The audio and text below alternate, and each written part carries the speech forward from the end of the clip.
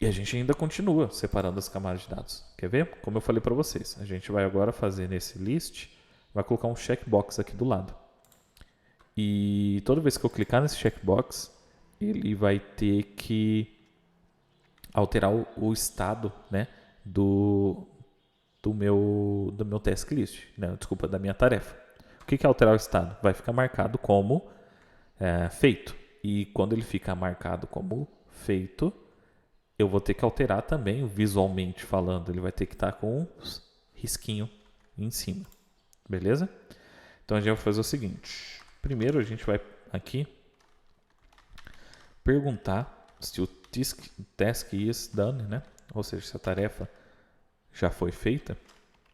Se ela já foi feita, ela vai aparecer com um risquinho. Se ela não foi feita, ela vai aparecer com um checkbox. Então a gente vai fazer isso agora. Então ela vai aparecer com um risquinho, né? Ou com sem risquinho, né? Então aqui a gente vai fazer o task list. E aí a gente vai fazer até um class name aqui. Um class, desculpa. Que vai guardar feito, né? Vai se chamar feito. E ele vai estar, o estilo do LI, do texto aqui dentro, vai ser com aquele risco, né? Então vou dar uma olhada aqui no meu guia do CSS. Test Decoration, eu acho que é o nome. Test Decoration, underline head. Vamos ver qual os tipos que tem. Eu não quero underline. Aqui ó, line truth, né? Que aí ele faz aquele risquinho. Vamos dar aqui. Line truth, overline, underline, underline, overline. Então a gente quer esse aqui, ó, line truth. Então a gente vai lá no nosso main.css criar aqui embaixo também a classe feito, que é quando a tarefa está feita. E aí a gente vai colocar aqui, ó, test decoration line truth. Eu acho que já contei para vocês a história da minha professora de inglês que tinha uma verruga na língua. Então quando falava esse truth, ela conseguia travar a verruga na língua, ou a verruga que está nos dentes. Então ficava truth. Ela conseguia fazer certinho esse truth, né? A gente não consegue. Beleza. Então, feito aqui. Então, toda vez que se ele está is done, né, ou seja, se isso aqui é verdadeiro, esse atributo da minha classe task é verdadeiro, esse li vai ficar com um risquinho. A gente pode testar isso agora. Vindo aqui, ele não vai aparecer nada. Né? Então, se a gente escrever, não vai dar nenhum erro, porque também não vai aparecer riscado, porque essa tarefa, quando ela é criada vazia. Então, a gente vai agora criar o nosso checkbox. Beleza. Então, além desse task description, a gente vai ter um input do tipo checkbox, né? Só deixa eu colocar aqui, né? Então, checkbox. E esse checkbox ele vai ficar checado. Deixa eu só apagar aqui. Beleza. Só deixa eu lembrar se isso existe ou é um...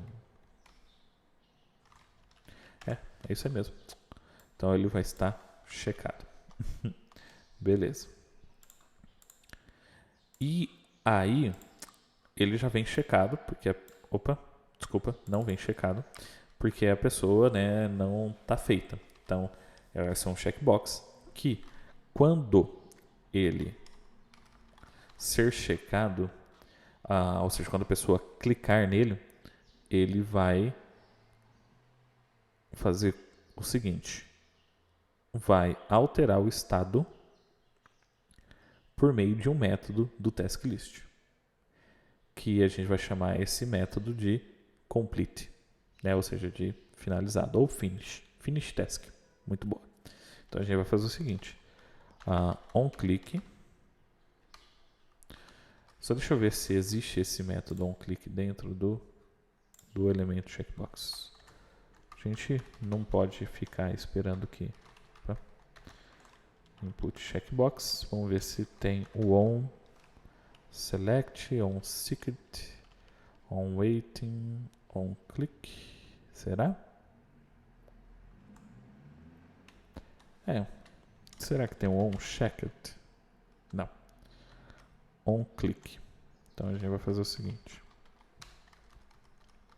Então vamos voltar lá para o nosso membro Node.js. Então on click eu vou chamar um método chamado de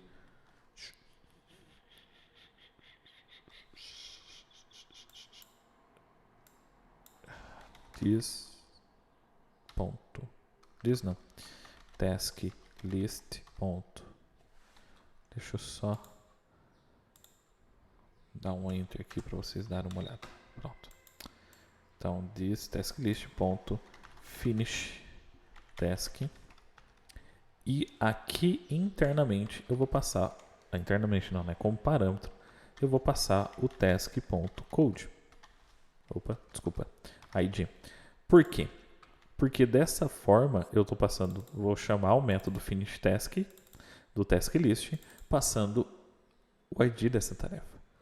Aí, aqui no meu task list, eu encontro essa tarefa dentro do vetor baseado no código, já vou mostrar como a gente vai fazer isso, e ele altera o estado dela. Mas, de novo, quem é a responsabilidade de alterar o estado da tarefa? É o task list ou o próprio task? E aí a gente vai cair num dilema e aí a gente pode se perguntar várias e várias vezes. Beleza? Vamos ver se ele está funcionando, né? Se vai aparecer isso.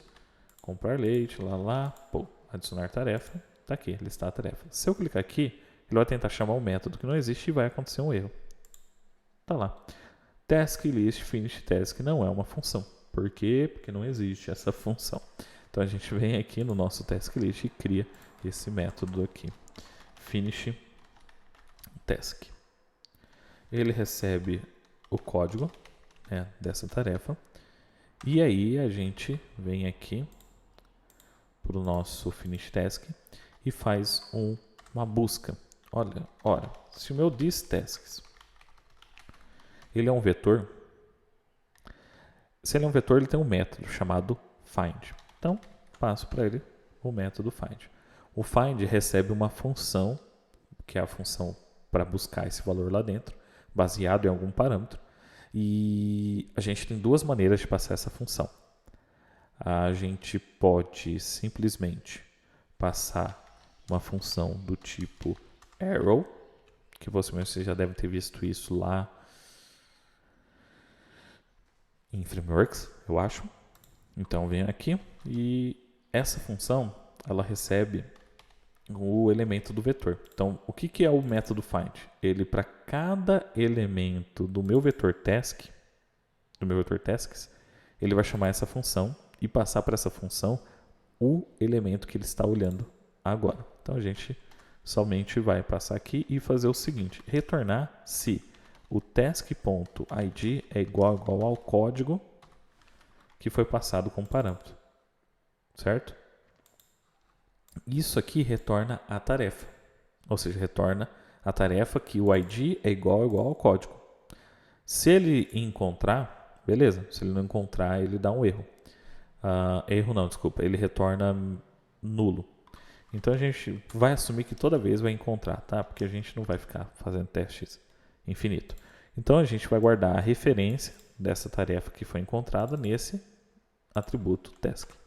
E aí a gente faz o task igual o task.finish task. Bom, esse método eu acho que tá ok, né? Porque a gente vai pegar essa tarefa, fazer o finish task. Esse finish task não está criado ainda. E logo em seguida a gente vai fazer o seguinte: this notify all. Pronto. A gente alterou o estado e quando notificar, ele vai chamar os observadores. E no nosso caso, o nosso observador é redesenhar a lista. Você vai ver que vai mudar o jeito da lista. Beleza? Então a gente agora vai criar esse finish task dentro desse objeto aqui, dessa classe task. Finish task, abre e fecha. Não precisa de código, porque é a tarefa que eu quero finalizar. Então, this.isDone vai ser verdadeiro. Ele vai mudar de falso para verdadeiro. E o this.finishDate, porque a gente pode às vezes querer colocar essa data para mostrar quando foi finalizado, vai ser o date.now. Esse método date.now ele retorna o número que representa a quantidade de milissegundos passado desde 1970 até a hora atual. Então a gente vai pegar exatamente a hora, data atual no momento que a gente finaliza a tarefa. Beleza. Acredito que vai funcionar. Acho. Se eu não errei nada. Então aqui no nosso main está tudo certo. Então vamos lá. Testar. Vou adicionar aqui comprar leite, porque é chato adicionar. Comprar leite 2, porque é chato adicionar. Se eu clicar aqui em listar tarefas, está aqui. Comprar leite 2. Se eu clicar em 1, ele vai mudar disso para o riscado.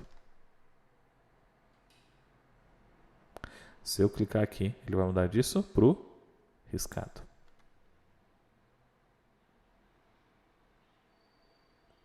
Massa ou não? Cara, isso é lindo.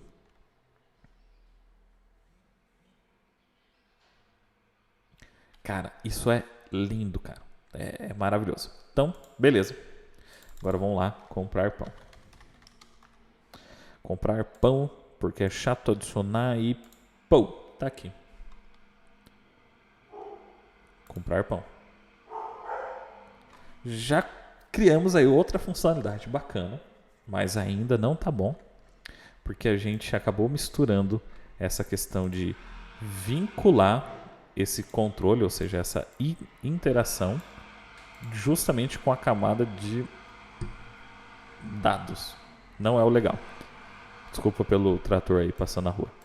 Então a gente precisa ainda melhorar bastante esse nosso código. Mas por enquanto, para hoje, era só isso que eu queria mostrar. O que a gente conseguiu ver aqui é a criação de uma camada e desacoplamento dessa camada de dados e também um padrão de projeto chamado de observers ou observadores. Esse padrão é muito legal, principalmente quando a gente trabalha com um site, por exemplo, que muitas coisas que você faz num ponto do seu site, ele pode alterar o estado de outras partes do seu site. Então, às vezes, quando você tem lá uma mensagem do Facebook e você apaga aquela mensagem, ou um direct do Twitter apaga aquela mensagem, ele pode estar em outra aba e na outra aba você também surgiu apagar aquilo em tempo real. Isso é o básico de qualquer chat, por exemplo, ele utilizar essa ideia de observer. Então a gente tem lá o chat inteiro sendo observado por várias pessoas e toda vez que altera o conteúdo daquele chat, essas outras pessoas são notificadas para atualizar a tela de seus usuários, né? Do usuário que está vendo o chat. Então, a gente aprendeu então um design pattern, um padrão de projeto. Aprendemos um padrão de projeto chamado observer ou observador e aprendemos a separar essa camada. Valeu? Então curta, compartilhe. A gente vai construir esse aplicativo e deixar ele redondinho no código. E como tarefa, eu quero que vocês mostrem o resultado publicando no Surge novamente, tá? Publica no Surge e eu vou deixar o link lá para vocês, o link da tarefa para vocês colocarem o link novo desse projeto Surge que vocês vão criar. Beleza? Fique em casa, estude. Talvez o Enem seja cancelado, talvez não, mas no pior caso, fique em casa, estude e até a próxima, pessoal. Now the world don't move to the beat of just one drum. What might be right for you may not